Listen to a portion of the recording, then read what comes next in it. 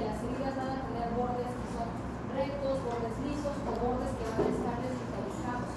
Ahora, otra cuestión que es importante es identificar si una herida puede ser suturada o no. Y esto lo vamos a tener de acuerdo a la clasificación de las heridas y su limpieza. Entonces vamos a tener heridas que son limpias. Estas heridas son las que se realizan en quirófano con un bisturí, en un modo controlado. O sea, todas son limpias. Y la capacidad o el riesgo de que se infecten es mínimo, ¿sí? Porque todo está controlado básicamente. Ahora, podemos tener una herida limpia que se contamine, que son las que se realizan en quirófano y posteriormente se empieza a ver, se empieza a disentar la herida. Entonces, una vez que la herida se empieza a disentar o a abrir, esto nos habla de que ya se toma como una herida que está limpia pero contaminada. Las heridas contaminadas generalmente lo que se van a poder hacer asepsia, antisepsia y se les realizan curaciones. ¿Okay? En el caso de una herida contaminada reciente que no haya sido suturada, esta puede ser mediante una técnica estéril, podemos hacer limpieza, asepsia y antisepsia y podemos suturar esta herida. Ahora, una herida sucia o una herida infectada, estas heridas no se pueden suturar, ¿vale? Son heridas con inflamaciones agudas o con exudado purulento. Aquella herida que ya tenga pus o que ya tenga eritema no se puede, no se va a poder suturar. Mencionó en clases, pero estamos seguros, la verdad me da pena preguntar, cuando es una herida limpia, con bordes que se podrían, o sea, podría suturable, pero ya pasó ¿cuánto tiempo? ¿6 horas? 6 horas. Ya no, ya se toma como una herida sucia o contaminada. Entonces, ya esa herida, por más que haya tenido los bordes limpios y todo, ya no se puede suturar. Generalmente las heridas sucias y las heridas contaminadas ya cierran por segunda y tercera intención. ¿Qué quiere decir esto? Que las dejamos nada más parcialmente afrontadas para que vaya revitalizando y vaya cerrando la herida, pero como tal yo ya no la puedo suturar. Alguna herida que se haya resentado, yo ya tampoco puedo quitarlo y volver a suturar. Eso no se puede porque se va a contaminar. O sea, ya está contaminada y esto va a generar unos desastres infecciosos. Heridas traumáticas de más de 4 horas con presencia de material fecal, olvídenlo, ya no se puede suturar, ¿sí? Esto también incluye las heridas que hayan sido ocasionadas por un traumatismo y que estén contaminadas. Por ejemplo, una vez me tocó un chavo, porque iba en la moto, choca, no sé qué demonios pasó, pero terminó con una varilla incrustada en el ano. Por supuesto, le laceró, le perforó el ano y pues le desgarró el músculo de la nalga. Esa herida ya está contaminada, ¿no? Entonces, la zona de la nalga pudimos suturarle, lo demás ya no es para quirófano. Entonces, ahí hacen asepsia, antisepsia y ya pueden valorar si pueden realizar la sutura. Pero por lo general, heridas que estén contaminadas, heridas por mordedura de perro, animal, lo que sea, no se deben de suturar, ¿sale? Heridas quirúrgicas expuestas. Sí, por ejemplo, esa herida que fue a través de un, pues ahora sí, un objeto contaminado de metal, ¿de ahí se pasa ya tozoide titánico? Todos los pacientes que tengan una herida ocasionada por algún metal y que tengan potencial para estar contaminado, oxidado, todos tienen que tener profilaxis antitetanúmica, todos, ¿vale? Igual que los pacientes quemados, que no tienen piel, que no han tenido contacto con algo contaminado, pero que el riesgo es alto, entonces tienen que llevar profilaxis. Pregunto, Sí, sería lo correcto. Incluso, no sé si saben que pacientes que van a ser sometidos a cirugía, de preferencia tienen que tener la profilaxis antitetanúmica, ¿okay? Y las heridas quirúrgicas que están expuestas a colecciones purulentas, aquellas que hayan tenido fístulas, ya estas ya no se pueden suturar, ¿vale? Tienen que ser cerradas posteriormente. Ahora, esto es importante porque esto es lo que va a determinar o lo que nos va a dar si podemos suturar la herida o no, y el tiempo. Y como decía ahí, más de 4 horas. En realidad nuestro límite son 6 horas para que podamos hacerlo, porque si no el potencial para infectarse es muy alto y el paciente va a tener mayor lesión. Posterior a eso puede generarle sepsis de tejidos blandos, necrobiosis de tejidos blandos, ¿vale? El riesgo de infección en una herida, vamos en una herida limpia del 2%, en una herida limpia contaminada del 10%, las heridas contaminadas del 20% y las heridas sucias infectadas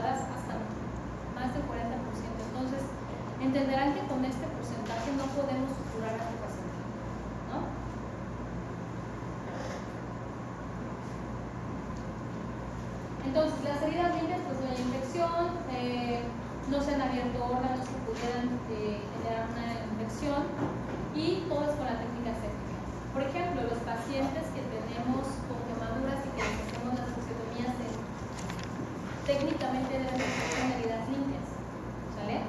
El problema es que se pueden contaminar, entonces heridas que tienen más de 4 horas o hasta 6 horas o que tienen un órgano, han perforado un órgano, por ejemplo, un trauma penetrante de abdomen y que haya generado perforación de víscera hueca. O sea, abrió la tripa, ¿no?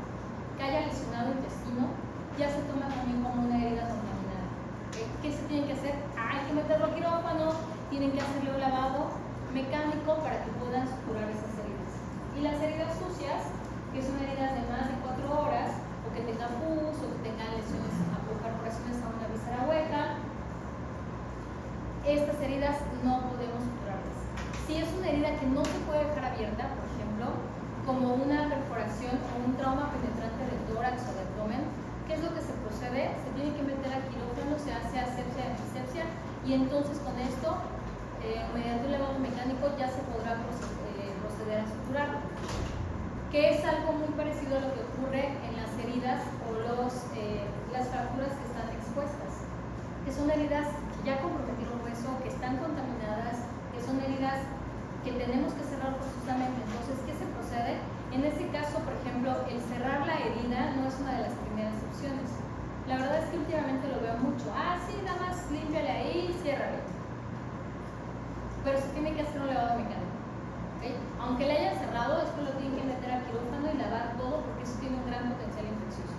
Lo ideal es que no cierre, sino que de inmediato se meta al quirófano y se le limpie. ¿Ok? ¿Dudas? ¿Dudas sobre el bueno, vamos a ver de hecho los mecanismos de lesión todavía.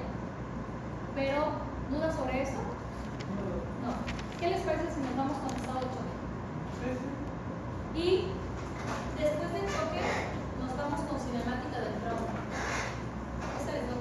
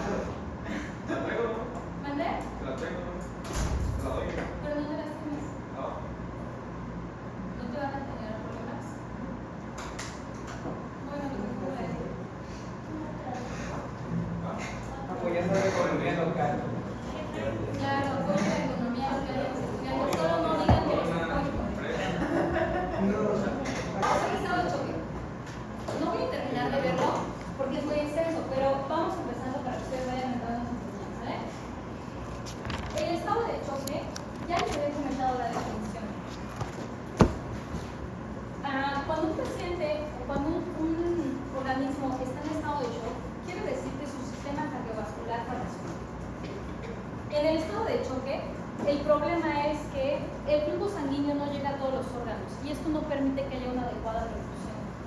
Por lo tanto, los tejidos caen en hipoxia tisular y acidosis láctica. El problema con esto, chavos, es que al caer en esta acidosis y en esta hipoxia, lo que va a generar es que mi paciente entre en un estado anaerobio, o más bien, porque entra en un estado anaerobio porque no le llega suficiente sangre, pasa esto. Ahora, una célula ácida, chavos, es de lo peor que le puede pasar. Porque el estado de acidez ocasiona que no detecten o que los, los receptores no detecten a todas las hormonas y las sustancias que van a llegar para estimular a esa misma célula. Eso incluye insulina, oxígeno, todo. Es un problema porque la célula va a morir, ¿sale? Entonces, una vez que una célula ya está en un estado de acidosis bastante intenso, ¿qué es lo que va a pasar? Que la célula va a terminar en apoptosis. Hay liberación de células, hay liberación de calcio a nivel del citoplasma, del retículo endoplástico liso y del retículo endoplástico rugoso, y entonces el calcio estimula a la apoptosis. Entonces eso es lo que va a pasar. Ahora, si se dan cuenta, esto puede pasar en cualquier célula. de cualquier organismo. ¿Qué pasa cuando tenemos un estado de hipoperfusión generalizada? Porque si yo les pongo una liga en la mano, no le llega flujo sanguíneo en la mano, tiene un estado de hipoperfusión y la manita se muere. Exacto, todo eso, ¿no? Pero imagínense en un organismo en general, este paciente va a estar en un estado de suma gravedad. Ahora, el shock generalmente es un estado final. La verdad, chavos, es que es una de las causas principales por las cuales llegan a la atención a urgencias, porque todo lleva al estado de choque. A ver, mencionen una patología.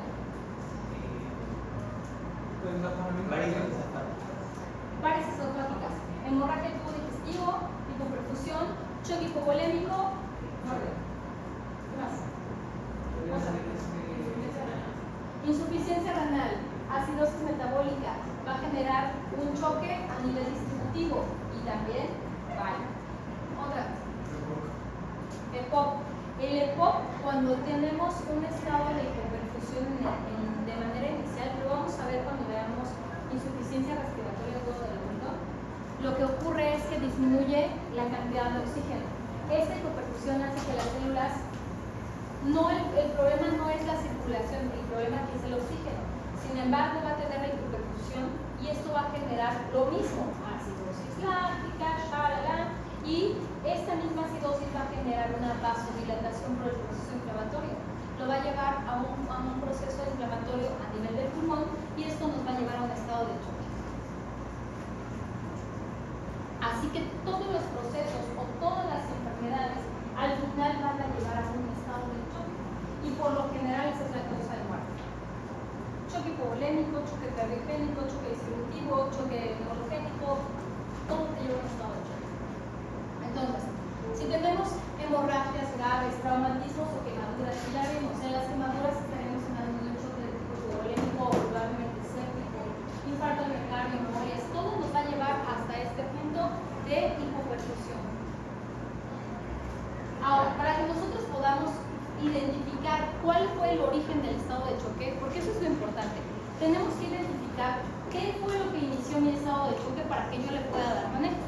Porque hay tantos estados de choque y hay tantos tipos hay tantas formas de llevar a un estado de choque que tenemos que identificar cuál fue el desencadenante para tratarlo.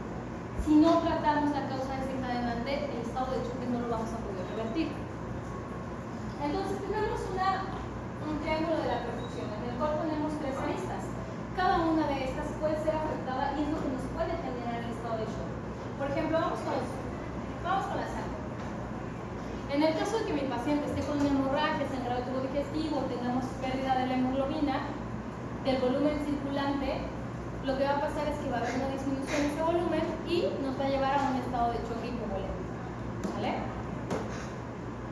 Si el problema no es la sangre, porque la sangre está bien, tiene buena hemoglobina, tiene buen volumen, el volumen intravascular está bien, pero el corazón está fallando, no logra tener una adecuada eyección, entonces vamos a tener otro estado de choque, porque al final la perfusión va a estar disminuida. A este tipo de choque le vamos a llamar choque cardiogénico.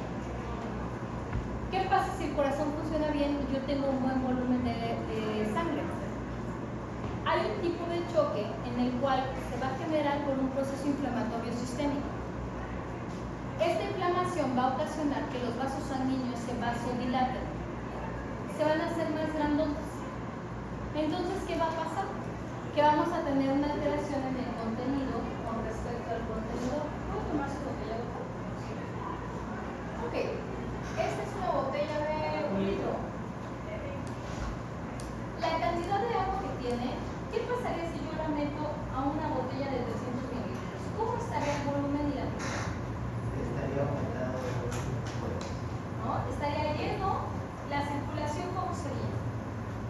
Si yo abro esta botella, probablemente caiga un poco de líquido, pero la mayoría va a quedar ahí. Porque el flujo no está tan bien, ya está a la mitad. Ahí ni siquiera va a caer. Pero ¿qué pasa si la botella estuviera llena? Ahora, ¿qué pasa? Si yo esta cantidad de agua la meto en una botella más pequeña, lo que va a pasar es que el volumen va a llenar todo el contenedor. y el flujo va a ser mejor porque vamos a tener una adecuada presión en todo ese vaso. ¿Sí? ¿Qué es lo que pasa en el estado de choque cuando tenemos alteración en los vasos sanguíneos? Supongamos que este era un contenedor de 300 mililitros y que de repente se expandió a 1 litro. ¿Cómo va a ser el flujo? ¿Es igual en el de 300 que en el de litro? Eso es exactamente lo que le pasa. Eso es exactamente lo que le pasa a los vasos sanguíneos.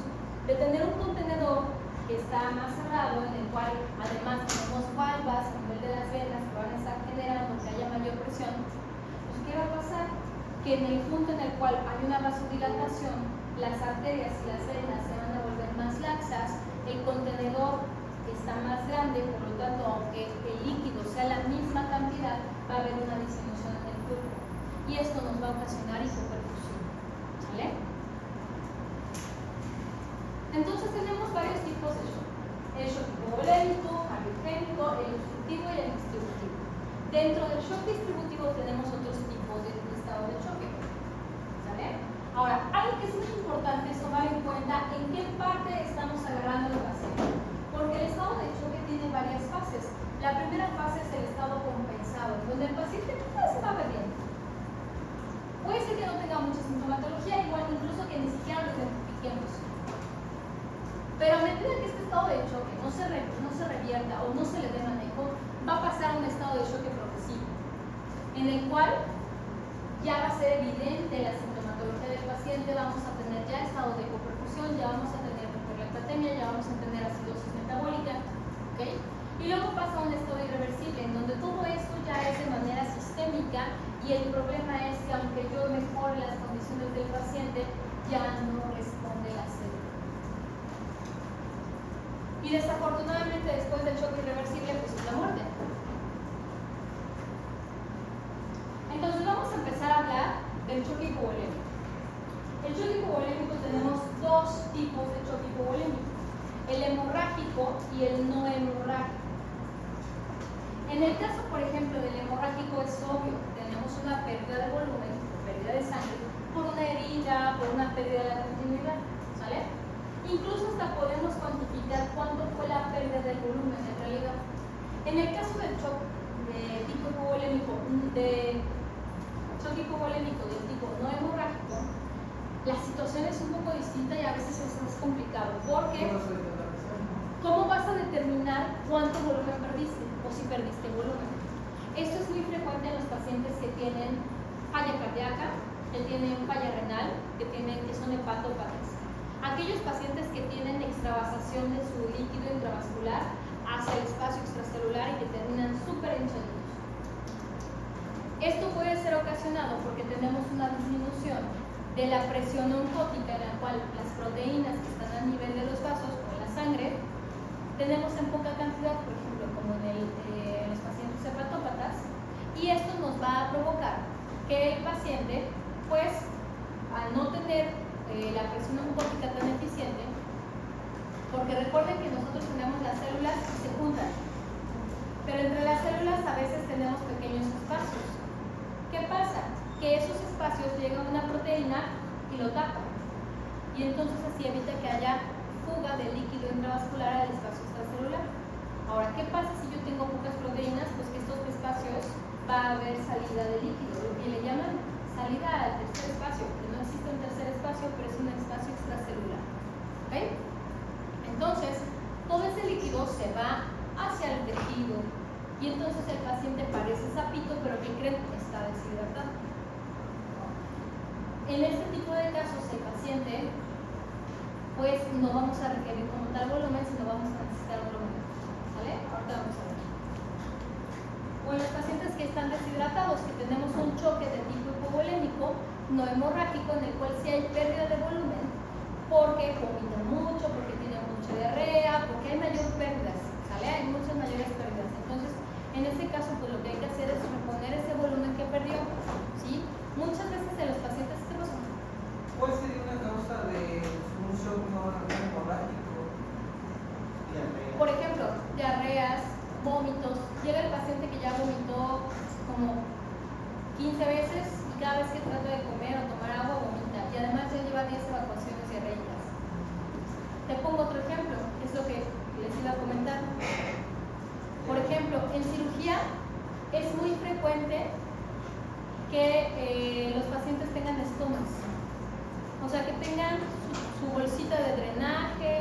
que ahí esté perdiendo líquido. ¿Qué pasa, por ejemplo, si el paciente pierde demasiado líquido y no se repone ese volumen? Va a caer, ¿vale? Porque ese líquido lo saca de algún lado y lo va a tratar de compensar. Entonces, de manera inicial no lo vamos a identificar, pero posteriormente sí. Ahora, en el caso, por ejemplo, del no hemorrágico, la pérdida del volumen y del líquido corporal total, pues puede ser porque el paciente lo perdió, porque vomitó o porque se vaya hacia el espacio extracelular. Hola, buenas tardes.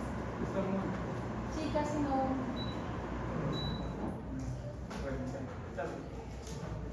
Y en el caso del choque de tipo hemorrágico, por lo general, nosotros lo podemos identificar la pérdida, pero ¿por qué les digo por lo general? No siempre se identifica. Tenemos hemorragias que podemos identificar, traumas, fracturas, aneurismas, pero por ejemplo, imagínense que el paciente tiene un aneurisma aórtico y que está haciendo ejercicio y de repente se rompe y el paciente empieza a tener datos de choque. ¿Cuánto perdió de volumen? Ni idea. Y en cambio el paciente que tiene una amputación o una fractura expuesta, ahí vamos a ver la cantidad. Entonces, ¿qué es lo importante? Que identifiquen cuáles son los síntomas, los signos de un paciente que está con un estado de choque, porque eso les va a ayudar a que ustedes puedan valorar a un paciente y que en algún momento puedan identificar que tiene un choque de tipo hipovolémico cuando el paciente no tiene datos de una hemorragia activa, ¿no?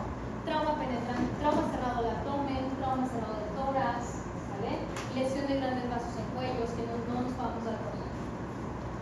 Entonces, para poder identificar eso tenemos esta escala, que por cierto está bien. La escala se llama ATLS para el choque hipovolémico, ¿vale? Esta escala originalmente estaba diseñada para poder manejar o para poder identificar la pérdida de volumen de las pacientes obstétricas. Luego se dieron cuenta que puede ser traspolada a todos los pacientes que tienen hemorragias. ¿Ok? Entonces, esta escala va del grado 1 al grado 4. Y vamos a tener varios parámetros que, si se dan cuenta, casi son puros signos vitales con los cuales yo voy a poder identificar si este paciente está en estado de shock y en qué estadio está. Entonces, vamos a ver. En el grado 1 tengo pérdidas sanguíneas que van hasta 750 mililitros. O sea, el paciente sangró 750 mililitros. Con esta pérdida, eso va a ser aproximadamente el 15% del volumen circulante total. Y, pues con el 15% el paciente todavía está compensando. ¿Por qué? Porque mantiene una frecuencia cardíaca normal, que es menos de 100 latidos por minuto. La presión arterial todavía está normal. La presión de pulso está ligeramente disminuida. El llenado capilar está normal. La frecuencia respiratoria está normal. El estado de alerta, el paciente puede estar un poquito ansioso y necesito restituir ese volumen con cristaloides, pero nada más. Entonces, es ese paciente que aparentemente pues está bien, solo un poco ansioso porque ha perdido volumen, pero que realmente el mismo organismo está tratando de compensar. ¿Vale? Me gusta poner un ejemplo porque es un ejemplo que vivimos mes con mes, ¿no? ¿Saben cuánto es la pérdida de volumen, por ejemplo, de una menstruación, de un ciclo menstrual? 150 mililitros, pero 250. En total, ¿no? Sí. Por los 3-4 días. Pero aún así, tenemos una buena pérdida. Y hay personas que tienen pérdidas mayores. Entonces, imagínense, estaríamos en el paciente, ¿en qué grado de choque estaríamos? Grado 1. Entonces, puede haber una mujer que esté por ahí con su ciclo menstrual y que ya esté perdiendo volumen.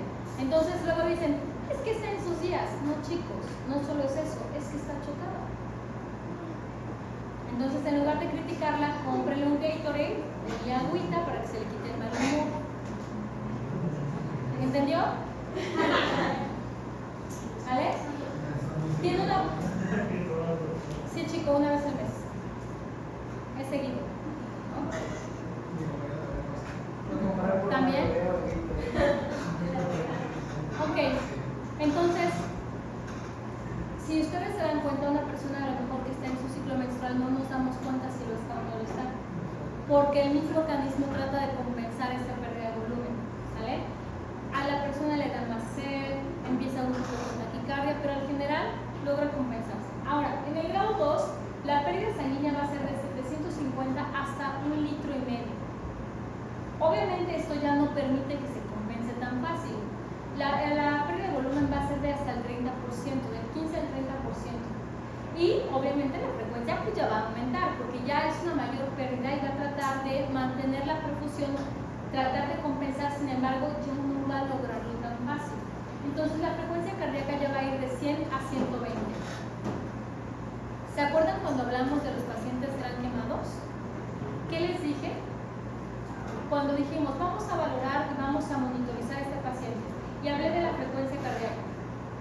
¿Qué les dije sobre la frecuencia cardíaca? Les decía, pacientes con 130 o más de frecuencia, ¿de qué estamos hablando? Está compensando la pérdida de volumen. Está. Entonces, mira, aquí tu paciente con grado 2 está compensando, sí logra compensarlo, entre 100 y 120 latidos, ¿ok?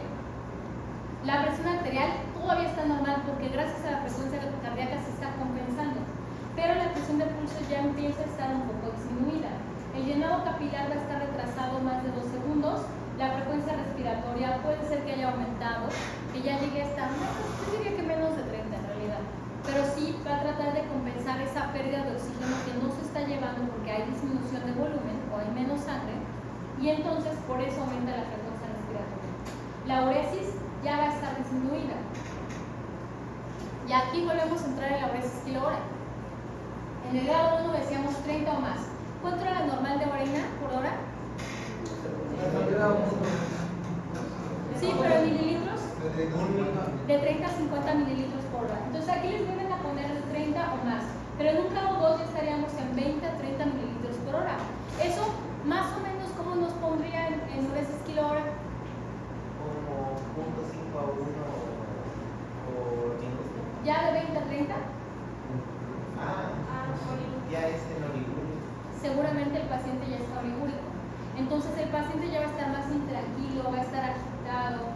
¿Cómo vamos a hacer esta reducción de volumen? Con cristaloides, ¿sale?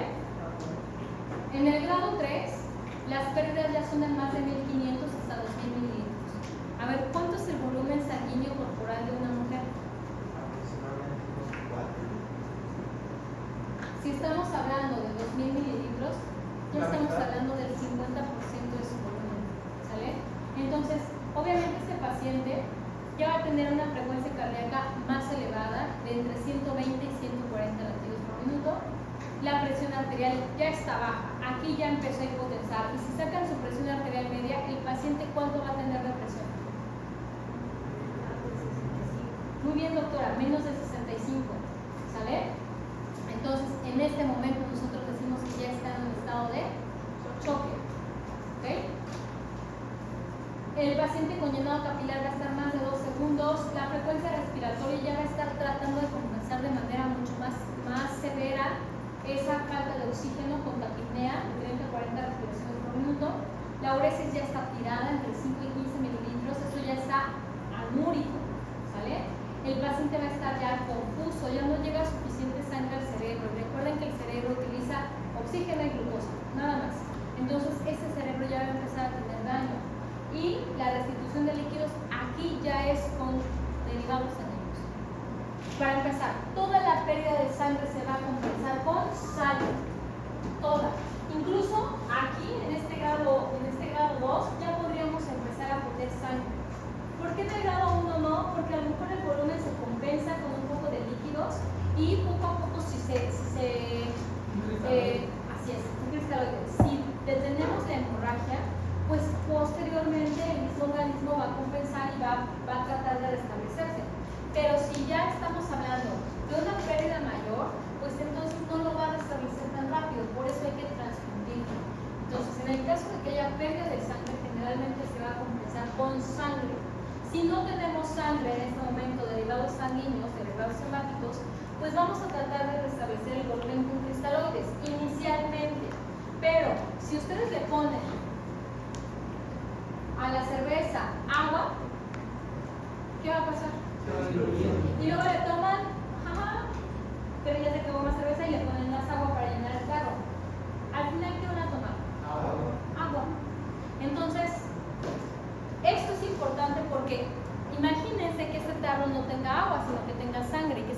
paciente. A medida que yo le estoy pasando o le estoy reponiendo el volumen que perdió de sangre con cristaloides, al final mi paciente no va a tener sangre, solo va a tener cristaloides. Y entonces, ¿qué va a pasar? Pues que no vamos a poder perfundir de manera adecuada porque no tenemos hemoglobina. Entonces, por eso, una pérdida mayor se va a restablecer con sangre. ¿Okay? Para poder transfundir, aquí en México, muy pocas veces se transfunde sangre.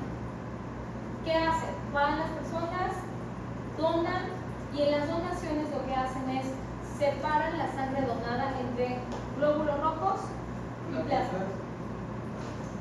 ¿Sale? Y también hay donaciones de plaquetas, pero son glóbulos rojos, plaquetas y plasma, nada más. Como tal, pasarle la sangre directamente no lo hacen, aquí no, por cuestiones de seguridad del 85. Entonces, ¿qué voy a hacer? Voy a transfundirle a mi paciente paquetes globulares. Ahora, los paquetes globulares solamente son glóbulos rojos. ¿Qué pasa si yo, por ejemplo, pongo demasiada... No sé, ¿qué le va a pasar a la sangre si yo pongo demasiados glóbulos rojos y no tengo nada de suero? Se va a congestionar.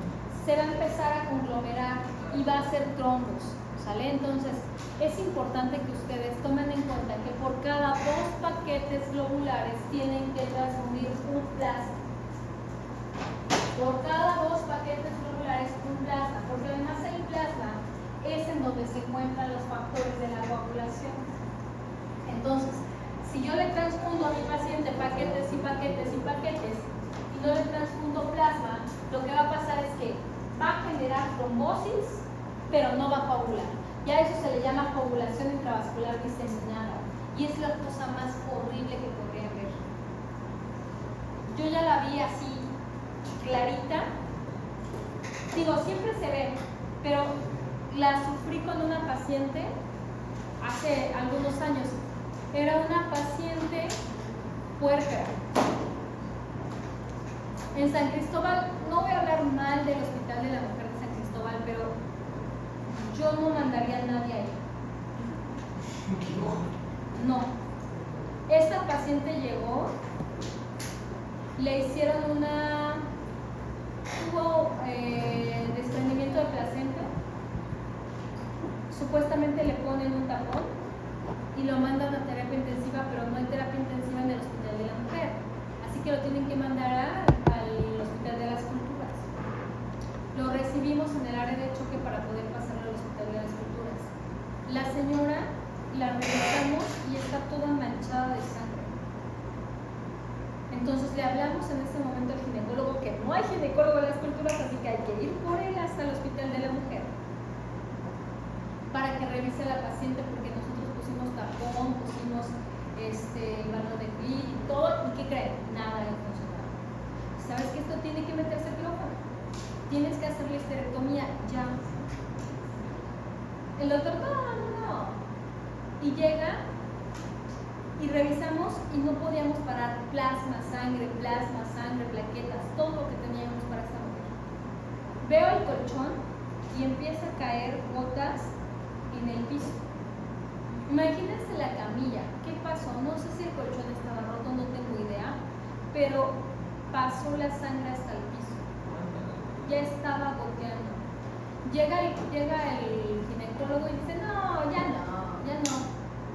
podemos hacer nada. Mete la mano en la región vaginal así con el guante y le hace, mira, es pura agua. Efectivamente, era pura agua y coágulos, así, pero se veían por separado los coágulos y la sangre que era agua. Hizo coagulación intravascular diseminada, sangró tanto que el problema es que se dividió, le metieron cristaloides y el problema es que no logró restituir, así que no hay mucho que hacer. La paciente falleció. Dejó su bebito. ¿Sale? Es horrible, entonces muy importante que ustedes tomen en cuenta, si le van a estar pasando paquetes a este paciente, por cada 2 paquetes globulares tienen que pasar un plasma. Lo ideal, chavos, es 1-1. ¿Qué quiero decir con 1-1? Por cada paquete que le paso un plasma, porque es lo que va a ser lo equivalente a una donación, ¿sale? Pero ya sé, el plasma se congela, de qué lo descongela, shalala, Bueno, entonces lo mínimo debería de ser que por cada 2 paquetes globulares le pases un plasma. ¿Sale? Por lo menos en el contexto de hemorragia. ¿Ok? En el grado 4 el paciente ya perdió más de 2.000 mililitros. Ya es más del 40% de su volumen circulante total. Por lo tanto, el paciente ya está a tope. Ese pobre corazón trata de compensarlo, pero ya no lo logra. Si se dan cuenta, aquí estamos en una fase. ¿En qué fase del estado 8 que estamos aquí? Compensada. Luego de aquí estamos en una fase progresiva. Y aquí estamos en una fase progresiva. En este caso, el paciente ya está con una frecuencia cardíaca muy elevada, la presión ya está muy baja, la presión de pulso está muy disminuida y el llenado capilar ya es indetectable. Tú le palpas y no sientes nada. La frecuencia respiratoria del paciente ya está demasiado taquipnéico porque trata de compensar este oxígeno que no le llega a los tejidos. Ya va a estar todo agitado, ya, o sea, el veo paciente en ese estado.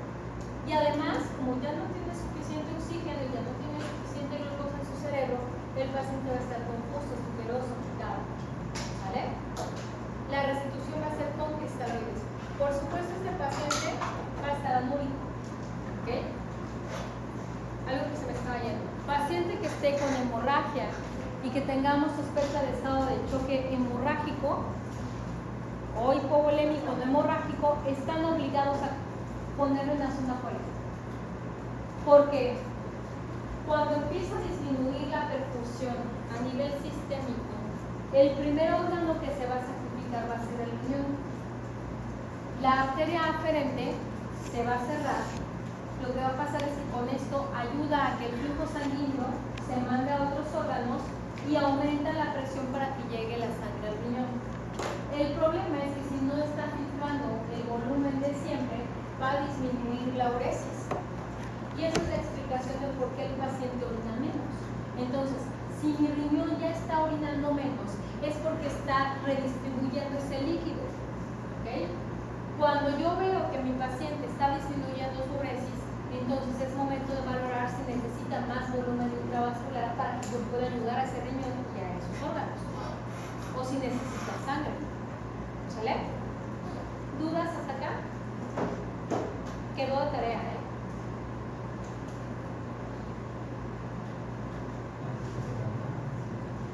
Y aquí los voy a dejar. También quiero esta tarea. Lo van a buscar como clasificación de Davis para estado de choque. La clasificación de Davis para estado de choque es una clasificación que vamos a utilizar con una gasometría. Aquí es necesario usar una gasometría.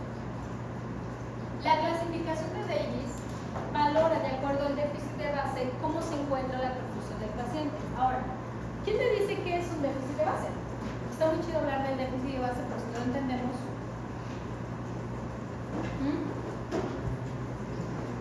¿Alguien ha escuchado o ha leído del déficit de base? ¿Les ha tocado que... ¿Ah?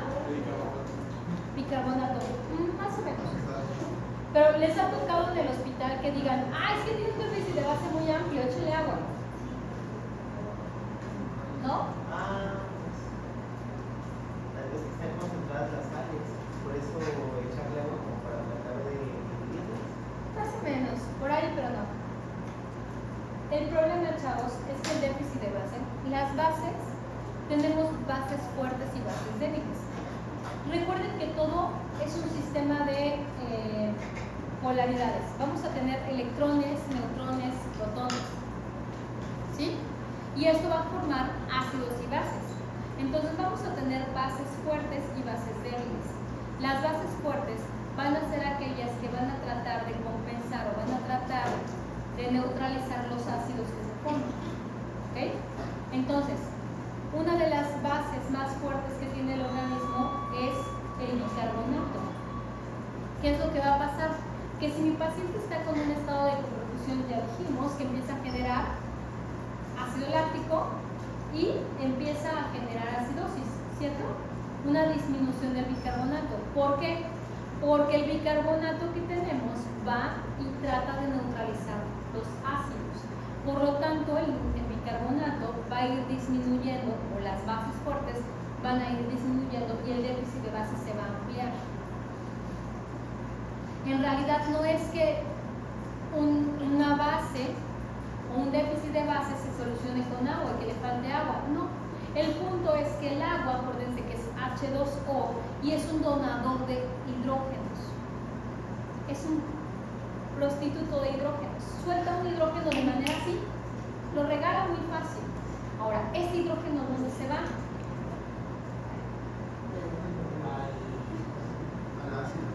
Al ácido y lo va a transformar en una base.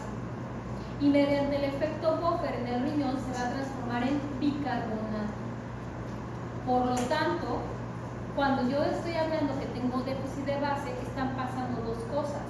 La primera es que ya me está consumiendo el bicarbonato y la otra es que yo no tengo donadores de hidrógenos que me sigan restituyendo ese bicarbonato. Por eso, cuando el déficit de base se amplía, me está hablando de que la cantidad de ácidos es mayor que la de formación de bases. Normalmente tiene que estar más compensada. Entonces, el déficit de base se va a clasificar en 4 clases, ¿vale? El grado 1 es donde nosotros vamos a tener un déficit de base igual o menor a 2. Eso está todavía dentro de lo normal, ¿ok? Por lo tanto, mi paciente estaría sin estado de choque, pero ya lo tomamos como clase 1. La clase 2, el déficit de base ya es mayor, se va de 2 a 6, ¿ok? En la clase 3 ya tenemos un choque moderado y vamos a tener de 6 a 10 milimoles de déficit de base. Y en la clase 4 vamos a tener un choque severo en donde vamos a tener más de 10 milimoles. He recibido pacientes con 20 y tantos, menos 20 de déficit de base. Ahora, aquí hay un punto. En el estado de choque me está hablando de una hipoperfusión. Por lo tanto, lo que yo tengo que hacer, pues, es aumentarle volumen. Si perdió sangre, ¿qué hago? Le paso derivados sanguíneos. Si perdió volumen porque está con vómito, diarrea, fiebre, etc., ¿qué hago? Le paso cristaloides. Y con eso voy a tratar de sustituir que la perfusión se mantenga, que el flujo sanguíneo se mantenga y que entonces se pueda estar haciendo más bicarbonato o más bases fuertes por el efecto buffer. ¿Sale? Tengo la otra parte. Paciente renal que tiene el volumen muy bien, que no tiene pérdidas sanguíneas, pero que en este caso el problema es que su riñón, como ya está dañado, ya no genera efecto buffer. Entonces puede tener el déficit de base súper amplio y realmente no requiere el volumen, porque pues, no le hace falta. Ahí lo que necesita directamente es bicarbonato. ¿Vale? Les explico esto porque el paciente renal no entra en el contexto de choque, pero es muy común decir, bueno, le falta agua, pero si el paciente ya está súper edematizado en la nasarca, entonces realmente le falta agua. ¿Vale? Es para que ya lo empiecen a analizar y empiecen a integrar. ¿Va? ¿Dudas? Sí. ¿Cómo sacamos el valor de los milimoles? ¿Ya te lo da la gasometría? La gasometría te lo da. Déjame ver si encuentro una gasometría en internet.